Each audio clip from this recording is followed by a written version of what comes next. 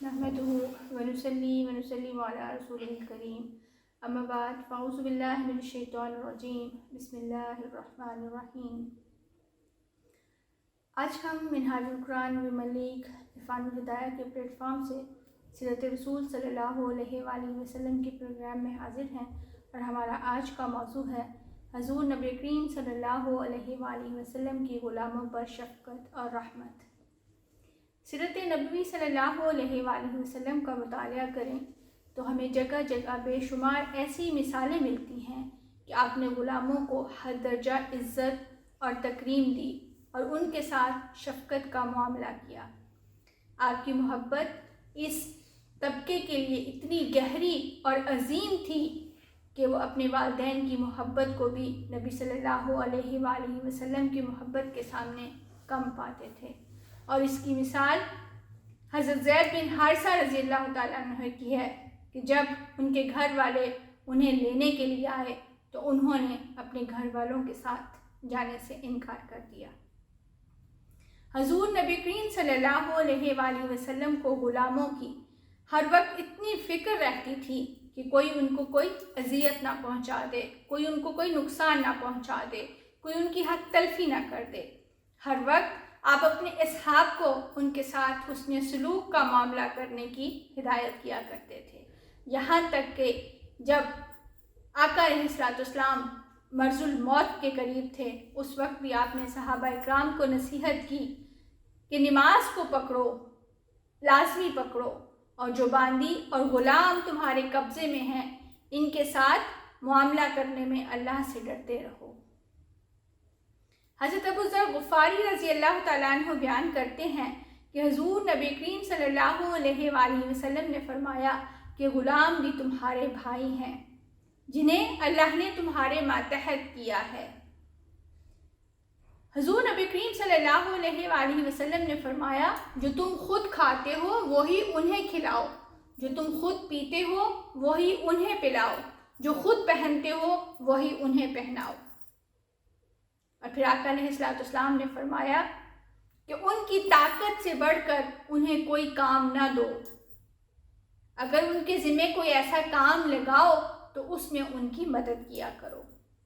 हज़रत अबू हुरैरा रज़ियल्लाहु ताला अन्हु से रिवायत है, वो बयान करते हैं कि हुज़ूर नबी करीम सल्लल्लाहु अलैहि वसल्लम ने इरशाद फरमाया जो शख्स किसी मुसलमान ग़ुलाम को आज़ाद करेगा उसको उस ग़ुलाम के हर उज़्व के बदले आज़ाद करने वाले शख्स के हर उज़्व को जहन्नुम की आग से आज़ाद कर दिया जाएगा। ये सही मुस्लिम की मुत्तफ़िक़ अलैह हदीस में है। हज़रत मूसा अशरी रज़ियल्लाहु ताला अन्हु से रिवायत है कि हुज़ूर नबी करीम सल्लल्लाहु अलैहि वसल्लम ने फरमाया 3 आदमियों के लिए 2 अजर हैं। एक वो अहले किताब जो अपने नबी पर ईमान लाया और हज़रत मोहम्मद मुस्तफ़ा सल्लल्लाहु अलैहि वसल्लम पर भी ईमान लाया। दूसरा वो ग़ुलाम जो अल्लाह ताला का हक़ भी बजा लाए और अपने आका के हकूक़ भी पूरे करे। तीसरा वो शख्स जिसके पास लौंडी हो और उसे बेहतरीन अदब सिखाए, बेहतरीन तालीम दे, फिर उसको आज़ाद करके उसके साथ निकाह कर ले। इस चीज़ का दोहरा अजर मिलेगा। हज़रत अबू अल-जस्र रज़ियल्लाहु ताला अन्हु बयान करते हैं कि हुज़ूर नबी करीम सल्लल्लाहु अलैहि वसल्लम ने इरशाद फरमाया अपने ग़ुलामों को वही चीज़ खिलाओ जो तुम खुद खाते हो, उन्हें वही कपड़ा पहनाओ जो तुम खुद पहनते हो। मैं उसे दुनिया का वो सामान दे दूँ, ये मेरे लिए उससे ज़्यादा आसान है कि वो क़यामत के दिन मेरी नेकियां ले ले। हज़रत अबू मसूद बदरी रज़ियल्लाहु ताला अन्हु बयान करते हैं कि मैं एक ग़ुलाम को कोड़े मार रहा था कि अचानक मैंने पीछे से एक आवाज़ सुनी, ए अबू मसूद जान लो। मैं गुस्से की वजह से उस आवाज़ को पहचान ना सका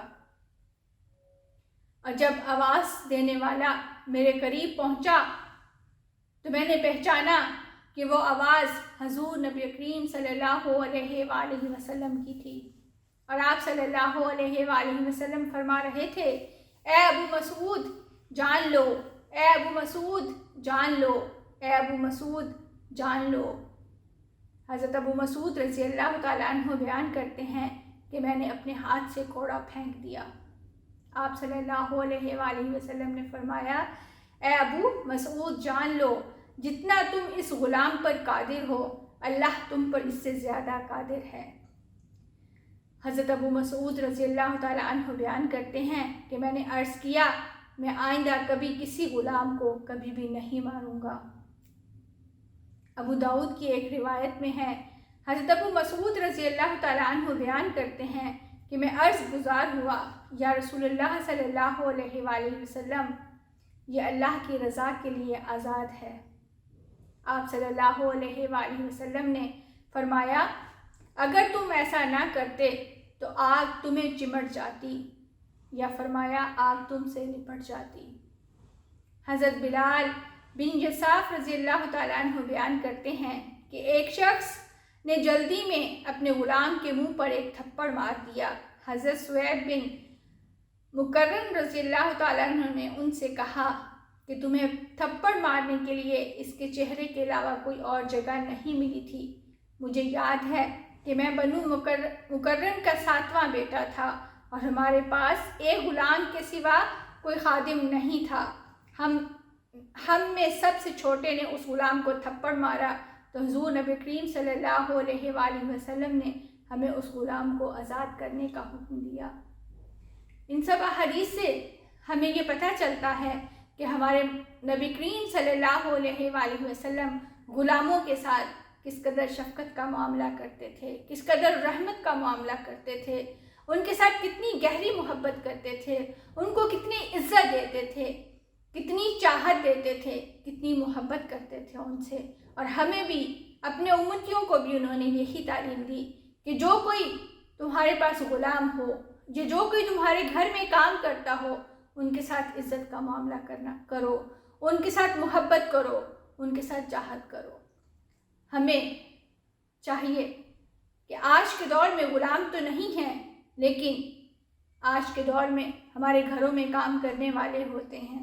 ہمیں چاہیے کہ ان کے ساتھ عزت اور محبت کے ساتھ پیش آئیں، ان کی اتنی ہی عزت کریں جتنی ہم کسی دوسرے امیردار عزت دار شخص کی کرتے ہیں، اتنی ہی اس شخص کی بھی عزت کریں۔ اللہ تعالیٰ سے دعا ہے کہ اللہ تعالیٰ ہمیں غریبوں کے ساتھ، مظلوموں کے ساتھ محبت اور شفقت کا معاملہ کرنے کی توفیق عطا کرے۔